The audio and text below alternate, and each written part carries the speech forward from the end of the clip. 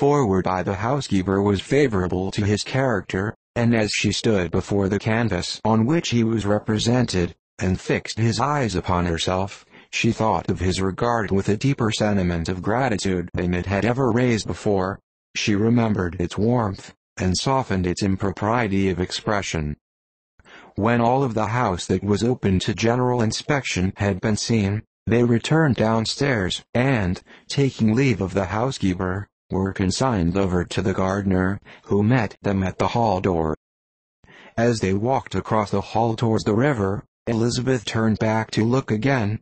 Her uncle and aunt stopped also, and while the former was conjecturing as to the date of the building, the owner of it himself suddenly came forward from the road, which led behind it to the stables.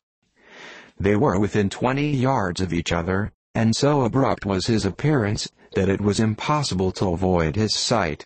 Their eyes instantly met, and the cheeks of both were overspread with the deepest blush. He absolutely started, and for a moment seemed immovable from surprise, but shortly recovering himself, advanced towards the party, and spoke to Elizabeth, if not in terms of perfect composure, at least of perfect civility.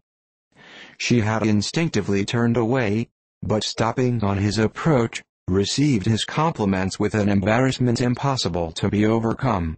Had his first appearance, or his resemblance to the picture they had just been examining, been insufficient to assure the other two that they now saw Mr. Darcy, the gardener's expression of surprise, on beholding his master, must immediately have told it.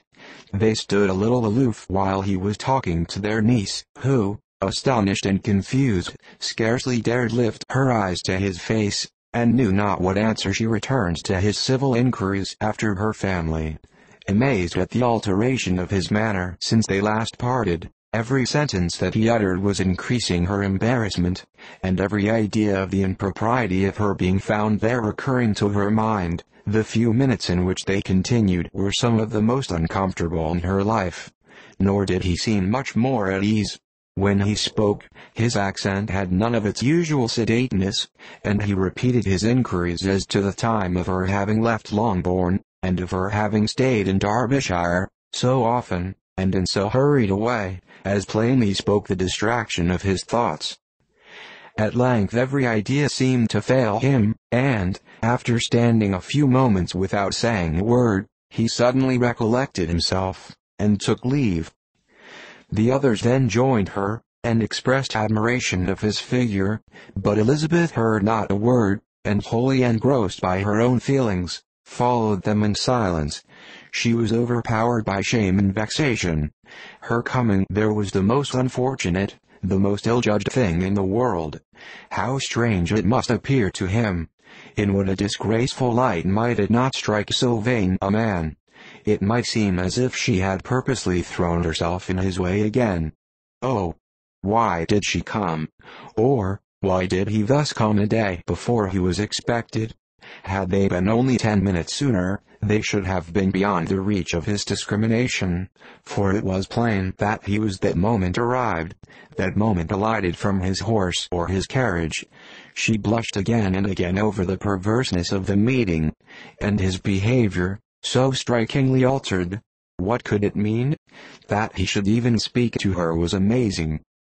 But to speak with such civility, to inquire after her family. Never in her life had she seen his manners so little dignified, never had he spoken with such gentleness as on this unexpected meeting. What a contrast did it offer to his last address in Rosings Park, when he put his letter into her hand. She knew not what to think, or how to account for it. They had now entered a beautiful walk by the side of the water, and every step was bringing forward a nobler fall of ground, or a finer reach of the woods to which they were approaching, but it was some time before Elizabeth was sensible of any of it, and, though she answered mechanically to the repeated appeals of her uncle and aunt, and seemed to direct her eyes to such objects as they pointed out, she distinguished no part of the scene. Her thoughts were all fixed on that one spot of Pemberley House, whichever it might be, where Mr. Darcy then was. She longed to know what at the moment was passing in his mind, in